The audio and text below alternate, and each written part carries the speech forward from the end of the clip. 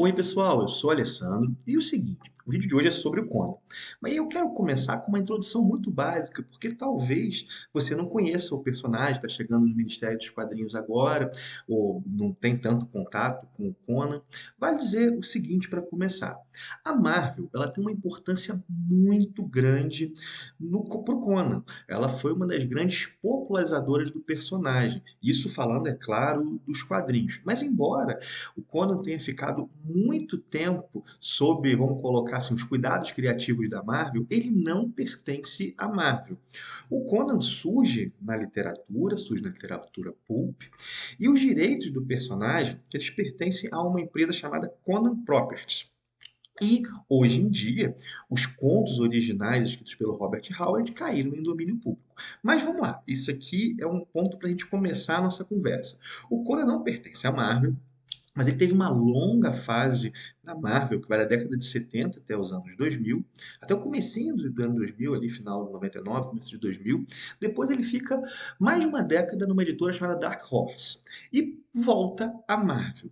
É sobre essa segunda fase do Conan na Marvel, sobre o final dessa segunda fase do Conan na Marvel, que esse vídeo vai se dedicar.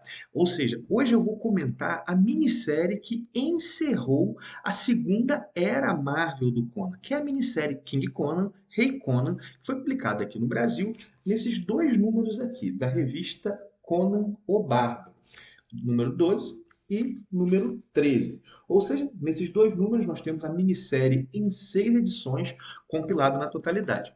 A minissérie ela foi escrita pelo Jason Aaron e desenhada pelo Mahmoud Asrar. O Jason Aaron, a galera deve lembrar dele, o cara que escreve atualmente Os Vingadores, numa fase que não é legal, mas que fez uma fase soberba no Thor, escreveu o Motoqueiro Fantasma numa fase muito legal. Enfim, Jason Aaron é um dos grandes nomes aí do quadrinho nos Estados, quadrinho de super-heróis nos Estados Unidos e foi o responsável por encerrar a segunda fase Marvel do Conan. E ele não foi só o responsável por encerrar, foi ele também que começou. Ele escreveu para Marvel uma história longa em vários capítulos chamada A Vida e a Morte de Conan. Essa história ela mostrava o final, o suposto final, a suposta morte do Conan e em vários flashbacks mostrava como é que o Conan chegou àquela situação. Já aqui em King Conan, em Rei Conan, a estrutura é parecida. Nós vemos o Conan é, após o trono da Aquilônia. Vale lembrar que o Conan é um bárbaro que se torna rei do maior império do mundo. E aqui nós vemos uma fase que não é mostrada nos escritos do Conan, nos escritos de Robert Howard do Conan, nos próprios quadrinhos, a gente vê o final da trajetória dele no trono da Aquilônia.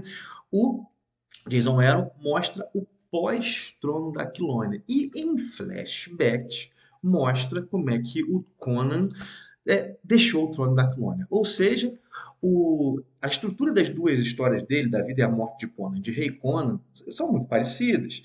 Há um presente, no caso da vida e a morte de Conan, o presente é o momento que o Conan é rei, e vários flashbacks mostrando a trajetória. Aqui em Rei Conan, o presente é quando o Conan já não é mais rei, e os flashbacks levam a situação que ele vão mostrar como é que chegou àquela situação. Por que ele deixou o trono da Aquilônia? Afinal de contas, o que significa para ele ser rei, ser imperador?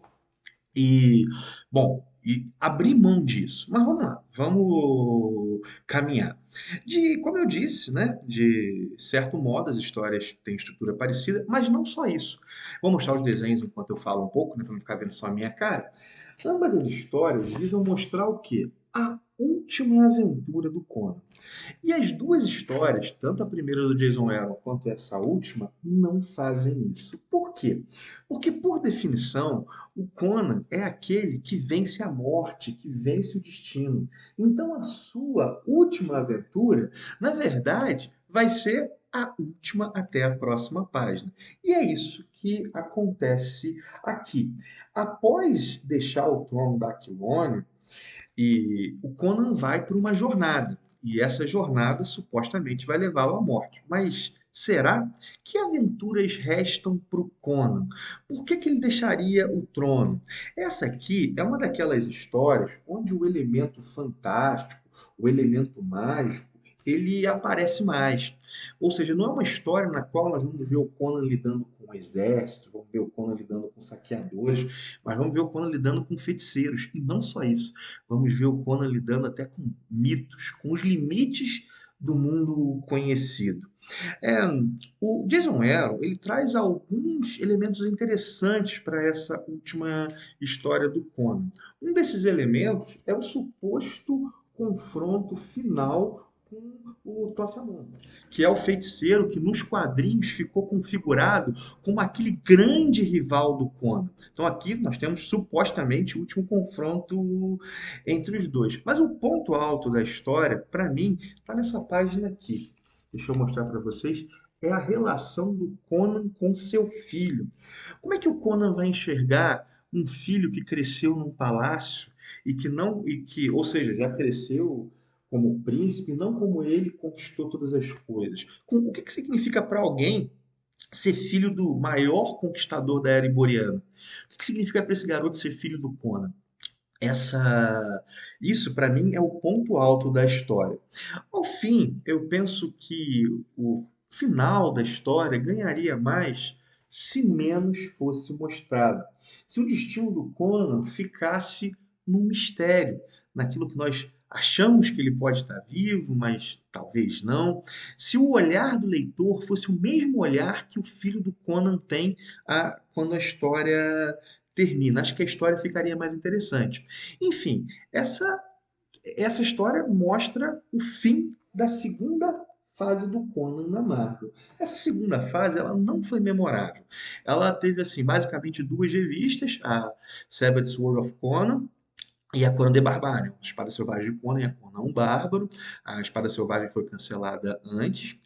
E também teve as aventuras do Conan no universo Marvel tradicional, principalmente a revista Os Vingadores Selvagens, que até foi divertida, até onde eu li pelo menos, mas não é uma fase memorável.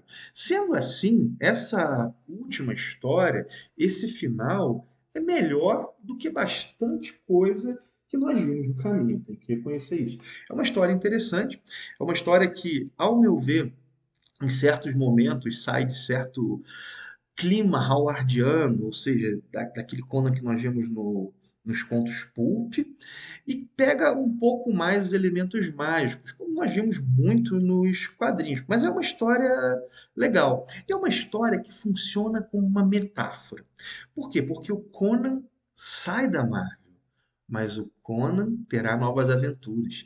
Ao fim, ele vai para outras paragens, como o personagem também vai para outras paragens na sua vida editorial. Vai para Taita, que vai lançar quadrinho, vai lançar livro, enfim. Resta agora ver quais serão as próximas aventuras de Cimério, visto que o Elrond buscou contar a sua última aventura, mas a sua última é sempre a última, até a próxima página.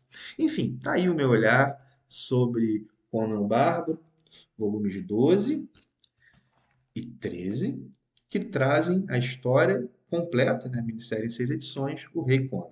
Espero que você tenha gostado do vídeo. Esse é o primeiro vídeo do Conan nesse retorno do Ministério dos Quadrinhos. Se gostou, deixa teu like, compartilha o vídeo. Já sabe, tudo isso ajuda o canal. Comenta. Aí, em breve, deve ter mais Conan aqui no canal. Vai ter mais Conan. Eu quero comentar o Conan lançado pelo Pipoca e Nanquim, aquele Conan que é o Conan da Glenar, né? Histórias do Conan produzidas lá nesse contexto do mercado franco-belga. Lembrar também, galera, se for fazer alguma compra, usar o link da Amazon do Ministério dos Quadrinhos, sempre ajuda aqui o Ministério a se manter e melhorar. Vou dar uma olhada se na Amazon tem essas duas edições, caso alguém tenha interesse, o link vai estar aí também. Mas qualquer compra que você fizer através desse link, você entrar através desse link, você ajuda o canal, tá? Bom, já fiz o jabá, paro então por aqui, um forte abraço e até o próximo vídeo.